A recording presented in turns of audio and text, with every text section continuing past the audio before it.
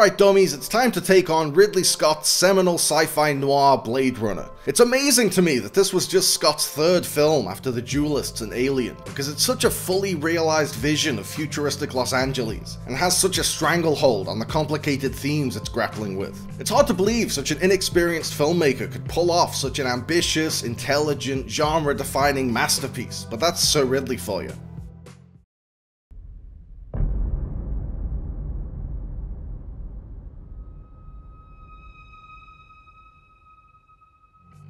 There's like 8 different versions of Blade Runner, so I should probably start by clarifying which one I'll be discussing. The theatrical cut was butchered by the studio with voiceover narration over-explaining everything and a happy ending completely at odds with the tone and aesthetic of the rest of the film. This ending uses recycled footage from The Shining to show Deckard and Rachel moving to the countryside to start a nice idyllic life together. It's the pinnacle of artless Hollywood bullshit. The director's cut rectified a lot of these problems, then the final cut made even more tweaks. I'll be using the latter for this dummies guide, since it's supposedly Scott's definitive version of the film, at least until he goes back into the cutting room and edits a new one.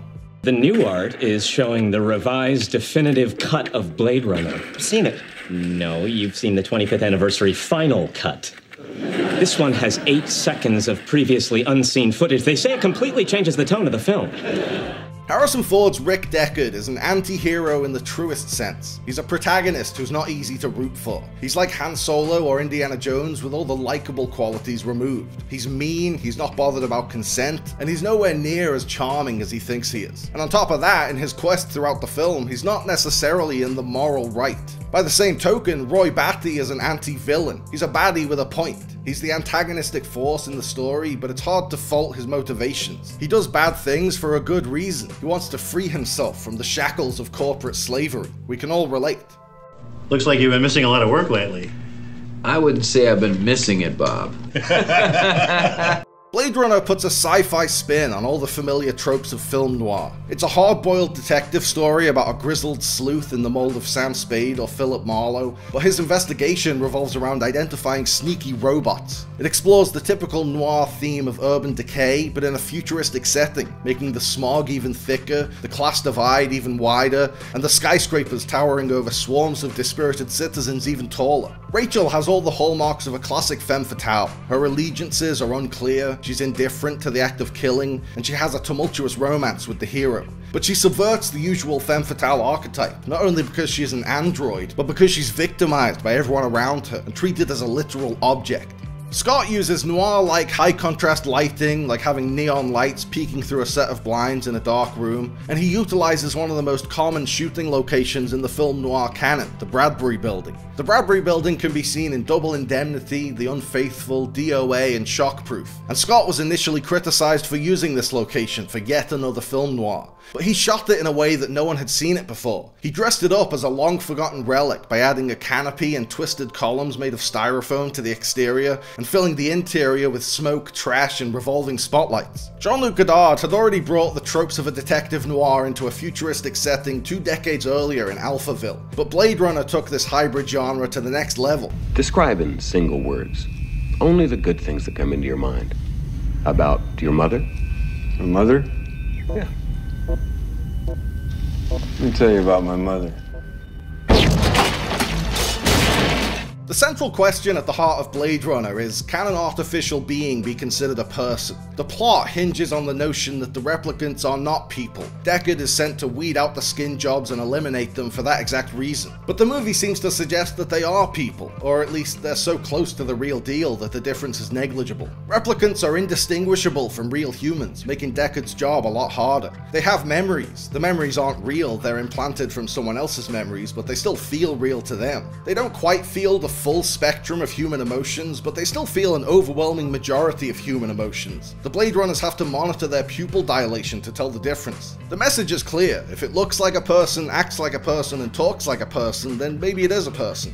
The Replicants are a perfect sci-fi metaphor for second-class citizens. They're denied human rights, they're forced into hiding, and they're systematically hunted down by the government. But there are also slight Nazi overtones in Tyrell's plan to create a master race of genetically engineered superhumans. And these Nazi overtones are complemented brilliantly by the casting of perfect Aryan specimen Rutger Hauer in the role of the Replicant ringleader. Fiery the angels fell.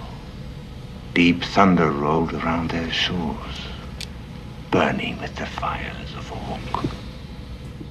Blade Runner is largely a philosophical exercise, dealing with topics like free will and reckoning with one's own mortality, but it's also jam-packed with religious symbolism. The Replicants are essentially fallen angels. Where fallen angels were created by God and fell from the heavens, the Replicants were created by Tyrell and descended down to Earth from the off-world colonies. This angelic symbolism really hits you over the head when Deckard tracks down Zora. Zora's nightclub act features the serpent that corrupted Adam and Eve, and the gunshot wounds in her shoulder blades make her look like an angel whose wings have been clipped. And if the Replicants are fallen angels and Batty is their leader, that makes him Lucifer. Much like Lucifer, Batty would rather reign in hell than serve in heaven. Batty purposely misquotes William Blake to insert himself into the poetry when he changes "Fiery the angels rose" to "Fiery the angels fell." As he dies right before sacrificing himself for Deckard, Batty drives a nail through his own hand to turn himself into a Christ figure with stigmata. The dove that flies off after Batty's death represents his soul leaving his body and ascending to heaven, further reinforcing the idea that replicants are human after all. All those moments will be lost in time, like tears in rain. Batty's iconic Tears in Rain monologue might be the best dying moment speech in cinema history. It's usually a trite, cheesy cliche, but Hauer makes it work beautifully. He punched up the script the night before to focus less on sci-fi speak and more on the emotional core, then he knocked that monologue out of the park with genuine restrained emotion. In his final moments, Batty laments that his lifespan is coming to an end and he's about to lose his memories. Real memories, not the implants. This speech is the clearest evidence that replicants are people. Batty is scared of death. What's more human than that?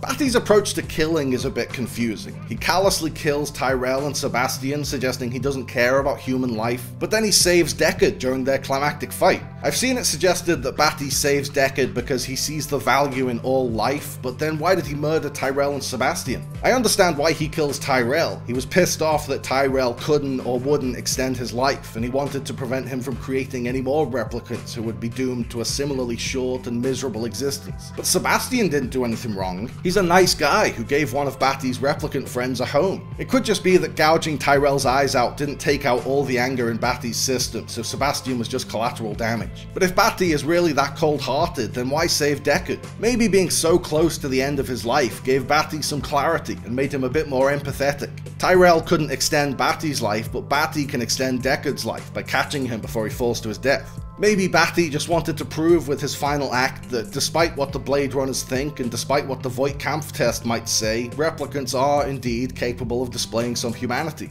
A new life awaits you in the off-world colonies. The chance to begin again in a golden land of opportunity and adventure.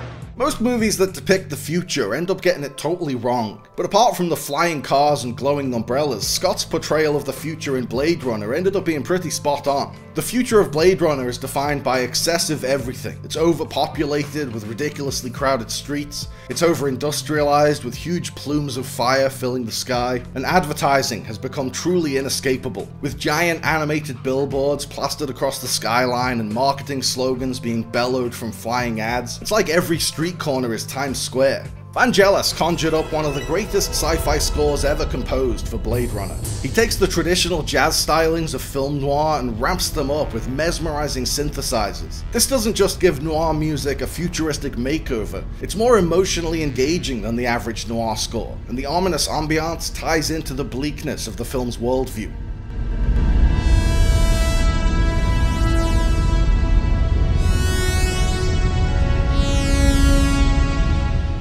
Is Deckard a human or a replicant? This question has been endlessly debated. Even the filmmakers couldn't agree. Ford played Deckard as a human, but Scott considered him to be a replicant. In the director's cut and the final cut, Scott even added Deckard's unicorn daydream and the unicorn origami left by Gaff to hammer home the interpretation that Deckard is a replicant. There's plenty of evidence to support either side of the argument. Deckard's apartment is full of old photographs, which is common for replicants because it gives them a connection to a non-existent past. Gaff never shows Deckard any sympathy throughout the film, and after Batty's death, Gaff cryptically tells him he did a man's job. Deckard never answers Rachel when she asks him if he ever took the Voight-Kampff test himself. The film is deliberately ambiguous as to whether Deckard is a human or a replicant, so you get to make up your own mind, and Denis Villeneuve expertly maintained that ambiguity in the sequel. The great irony of the story is that in his quest to kill all the replicants, Deckard is increasingly dehumanized.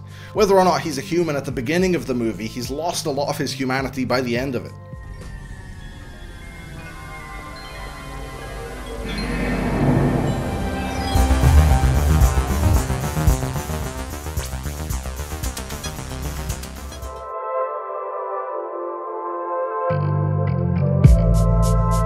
Thanks for watching, guys. I hope you liked the video. Remember to like and subscribe and click on the little bell. And also seize the day and call your mom and be kind to yourself.